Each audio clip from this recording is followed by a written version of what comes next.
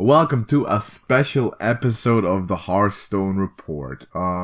We got some breaking news, specifically concerning the surprise Hall of Fame of 2 cards and some new cards, 10 specifically, being introduced into the game, into the classic set to replace some of the cards that have rotated into the Hall of Fame in previous years. And we're gonna be here today to review those for you, give our opinions. And first of all, we should start off by saying we don't know exactly when this whole update is going to go live. All that we know is that it's going to be the next major update. Literal quote from Blizzard.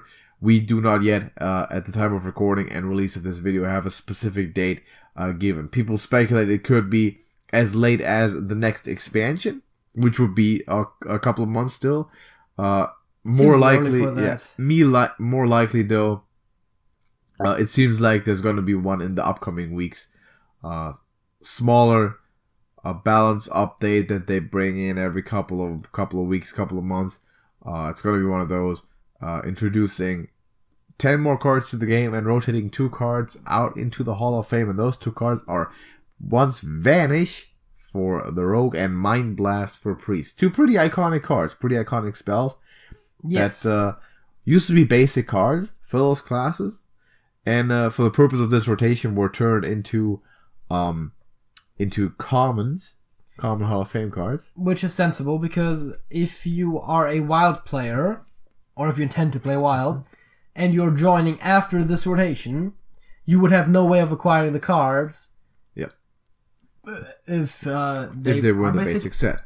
Unless they would automatically give them to you. In this case, you have to pay a bit of dust for them. Mm-hmm. In reverse, that means that you should be able to dust them now. Yeah, which would be interesting. If you have not gotten the golden versions yet from leveling your priest and rogue respectively, do it. This is the time to do it before the update hits. Exactly. So those 2 cards are rotating out. Now, thoughts on that? The reasoning for that being class identity. They dropped this entire bombshell of an article, which we've linked in the description below, which you should go read for yourself. Going on and on and on about class identity. And apparently Rogue doesn't vanish and Priest doesn't Mind Blast. Well, in WoW terms, they very much do. But yeah. I find the Mind Blast to be a little bit more reasonable, since Priest does healing more than direct damage for spells. Even though there isn't that many anyways, so I don't think the Mind Blast specifically would have hurt them. I'm not buying the class identity thing too much for this one specifically. No. It's just we want to print more fun stuff to and not have it be limited by a potentially broken Also, combo. The Mind Blast is a thing where there's 2 aspects to the priest thematically speaking. There's the light and the void. Because the Shadow Priests are very much a thing that is recognized in a lot of the design. Turn your healing into damage. First of all, that, and then there's Shadow Form is there. There used to be Shadow Reaper, the big thing. There's some opposites there, so why take that out of the game? I personally think it's because they want to avoid future broken combos. We had a couple of close calls with the Highlander, with the Control Priest. We had a close call with the Gallery that always worked kind of good, kind of because you got cards like Vel and Malagos that obviously make this super, super dangerous. 2 mana, deal 5 to the enemy hero. Can go really, really south really quickly. I think that's the main precaution that we're taking here, not necessarily class identity. Now, Vanish... It's interesting also that we're talking about class identity. Like, that's not the first time we've talked about this on this show, because that's not the first time that Blizzard has talked about it. And the thing here is that one of the things that they listed for class identity, which kind of stuck out a bit, is that Shaman, for example, is supposed to be bad at card generation. And card draw, yeah. They had in the article, they list the class description for every single class and their supposed strengths and weaknesses. And some of those were pretty suspicious. If you look at them and looking at what Shaman currently does, card generation being weak for Shaman, when you have cards like Hagatha, Underbelly Angler... So they said that... Haunting Visions. That Hagatha is kind of a card that he wouldn't print again because of those ideas. But at the same time, we've had Underbelly Angler in the newest expansion. Yeah. They're still doing it. Now Vanish. Yeah. More or less acceptable of a rotating card than Mind Blast. I personally prefer that. I've never liked the card of Vanish too much. I think it was a very, very annoying card. Gonna make Rogue a little bit more susceptible still. Now, why does it not fit the class identity though? This one I'm not really getting behind. I mean, I guess both of those definitely make sense from a balance standpoint. Vanish has been kind of weakened by the preparation nerfs.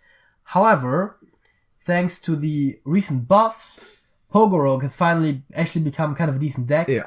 Which reminds me that we still haven't played it. Mm-hmm. We said we were. Yeah. And Vanish, of course, is very helpful with that because it simultaneously stalls your opponent while getting all of your advantageous battle cards back on your hand. So maybe people thought that would be too good now. Maybe they wanted us to play Daring Escape, but class identity cannot be the argument with this. Rogues put their own minions back to their hands. They put opponent minions back to their hands. And Vanish is what it does exactly that. It's one of the most iconic cards. I'm not going to be terribly sad about the card being out of standard. I've never been a huge fan of it. But I'm not buying the class identity thing. So the two cards that are going to be replacing those two are, first of all, a Plague Bringer, 4 mana 3/3 minion for Rogue with Battle Cry, give a friendly minion poisonous, which tough to judge. I don't think it's going to be anything fantastic. You're basically giving up about 1 mana for a poisonous effect, which could be fine sometimes. I mean, you're giving up 1.5 mana for a poison effect. You're comparing this against cards like Toxfin, which granted is limited to Murlocs, but if you're playing a Murloc deck, you barely have any non-Murlocs. So the comparison really doesn't stack up nicely. I think this could totally be a 3-mana card, and I mean, as a 3-mana card, it would definitely see play. As a 4-mana card, it might see play in a fringe deck that really needs it, but that's about it. Yeah, it's tough. I think Rogue still has other better choices to just remove minions. So I think just an Assassinate at 5 or something seems more. I mean, I would literally, in a lot of situations, play a poisonous minion over this. Yeah. And exactly. It's slower, but it's also not relied on already having a minion out. Exactly. And it's just too iffy. And then Priest gets Radiance, 1 mana, restore 5 health to your hero. And this card is an absolute fiasco because I think, JJ, you can explain it best. They've had a couple of instances similar to this as well, and this is the weakest of the bunch. Yeah, 2 cards that people point at right now is Flash Heal, which is actually a card that could have totally reasonably been added to the classic Strictly set, better. Or basic in this case. It's 1 mana, restore 5 health. Strictly better. Yeah, and then Binding Heal, which is even better than that. Not strictly better, but usually even better. Restore 5 to a minion and your hero. Yeah. For the same cost. So, and usually the worst case scenario is you're using it on a full health minion. Yeah. So Radiance is abjectly terrible and not a worthy replacement for Mind I can see how there's a lot of theoretical synergies there. You're having a cheap spell that can proc like spell plate synergies and that kind of stuff. Not that you have a lot of those in Priest, but you used to have Lyra and stuff like that. And then you have healing synergies, which are bad to begin with because you can't reliably heal, especially your hero, because you just can't reliably take damage. The Flash just does it better. Is the very. I mean, it's not in standard, of course, but still. Yeah, not a very good card. So a lot of people have been complaining about Priest Classic set being destroyed even more. And that Priest historically not a very strong class, and it doesn't help that you're making it worse. Not a very strong classic set. That's what differentiates some classes. Some classes continuously need to be getting strong cards in expansion because their classic basic set is so weak, like Priest, for example. And then you have cards you used to have classes like Druid, Mage, even now, but even more so back then. That have a much stronger classic set and need to be broken down. I think there's an argument to be made, and it would have been more drastic, but to actually Hall of Fame Valen instead of the Mind Blast. I think Valen is too iconic. It's tough to Hall of Fame Valen. I know, but that is hard. The problem is that the replacements so far have been pretty shit for the most part. Yeah. But then, like, how do you replace Velen in a manner that is, worthy? Yeah, exactly. Very, very hard. But he's kind of the core of a lot of those problems. I don't think that a neutral class legendary from the classic set will be not a neutral. Sorry, a class legendary from the classic set will be Hall of Fame unless they absolutely have to. I think those are too iconic. But let's get into the rest of the cards real quick that are going to be introduced into the game, into the new basic set. Yeah, classic. They're actually replacing every classic card that has ever been Hall of Famed. Mm-hmm. For those of you who are wondering, where is, replacements for Captain's Parrot, Murgle, not Murgle, fuck's sake, whatever his name is, Old Murkeye, those kinds of cards. Those were in the reward set, same as Elite Torn Chieftain and Galvan Mechatork. So not the classic. Technically not classic, so they're not being replaced ever, which makes sense because they have also never been able to be pulled from classic packs. Exactly. So, we have Siege Breaker for Warlock. 7 mana, 5/8 demon with taunt, and your other demons have +1 attack. Seems, JJ compared this to Storm Champion when we first saw it, which seems okay. Considering Storm Champion has never ran in Zoo, I don't think this will be. Obviously, it is a demon, so if we can, at some point cheat out several demons or big demons from our deck again, like we did with the Q block, this will probably be okay in the Q block. This could be ran in Q block. Get it with the Skull of the Minority, get it with Lackey. But the way it looks right now in Zoo, it's very expensive. And defensively, not so sure if Demon Synergy is strong enough. Yeah, I think the advantage, to a degree, is that you can protect your smaller stuff with it because it has Taunt. Over Storm Enchantment specifically. But I also think that oftentimes it doesn't really matter as much because you're oftentimes trying to do that for your final push. And Storm Enchantment also protects by virtue of giving them extra health. Exactly. Next we have Gift of the Wild for Druid. 8 mana spell, give your minions +2/+2 and taunt. This looks weak. I see the thing is, okay, there's 2 comparisons here I think that come to mind right now. One of which is just comparing it to other board buffs, which are cheaper, weaker, and more flexible. Yeah. So you have Blessing of the Ancients, which doesn't give taunt. But most of the time when you have a token strategy, which is the main strategy I would employ this, +2/+2 for 6 taunt mana. isn't very relevant. And it gives +2/+2 for 6 mana, also on 1 card effectively. Yeah, that's a lot better. If you compare it to Power of the Wild, you need to have 2 cards, but it's 4 mana. Yeah. The other comparison is Cenarius, who, by the way, isn't very good. No. But he costs 1 mana more, and he has a body attached to it. Exactly. He also doesn't give taunt. But I feel like this matters so rarely. +2/+2 and taunt. If the taunt matters, that means you're losing, which means you're not getting the full value anyways. This card is not good. Righteousness, 5 mana spell for Paladin is rare, and it gives all of your minions Divine Shield. Now, giving all of your minions Divine Shield used to be an effect that Unidentified Maul had, which used to be worth about 1 mana at that point. It was a bit randomized, but I'm not paying 5 mana to give my minions Divine Shield. This is one of those cards where... That's an effect that comes basically for free with some battle cries or some effects for half a mana. Yeah, the thing is that this is specifically only good in a meta where there is a lot of Divine Shield synergies. Yeah. Divine Shield synergies in Paladin exist. As a matter of fact, there's enough of that to have an entire bucket in the current Dalaran Heist. But there is not really enough of it in Standard at a time to really build a deck around it. It seems very efficient. If you could build a Divine Shield deck, this would be a great combo piece, potentially, but even then it's still very expensive. Still very expensive. And I think that setting up a huge Blood Net for 8 mana is probably not worth it. If both Blood Net as well as Bolvar or other ideas are going to be so tough to pull off, so this is miles and miles away from being playable.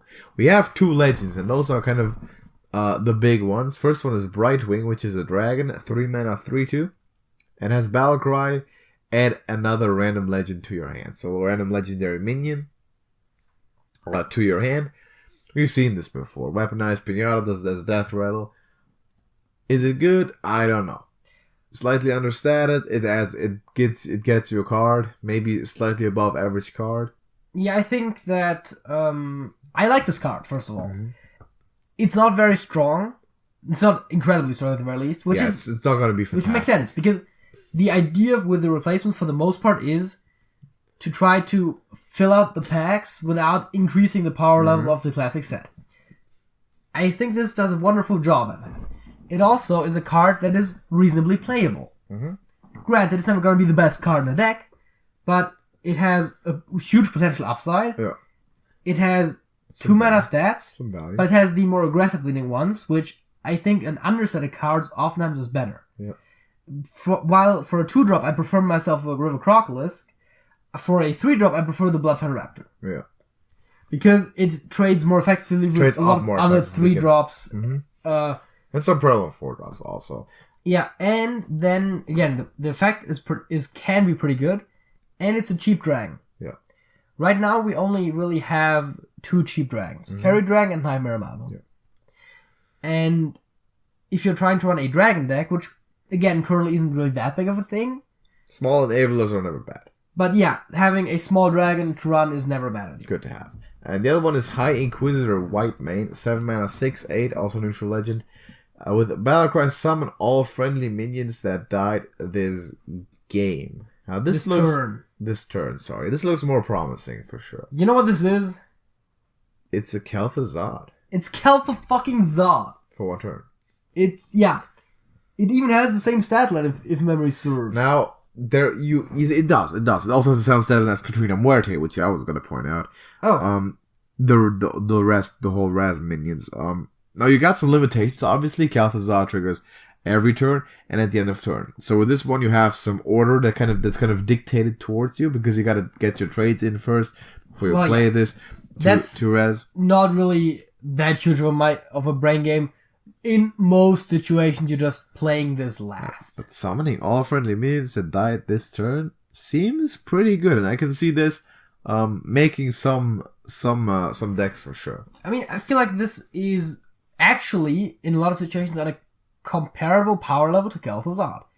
Now, Kel'Thuzad is a more relevant threat to be removed. Yeah. But with a lot of end of turn effects, you have to assume they only proc once. Yeah. So you're playing it when it matters the most. Just like Thorison dies a turn he's played. That's a given.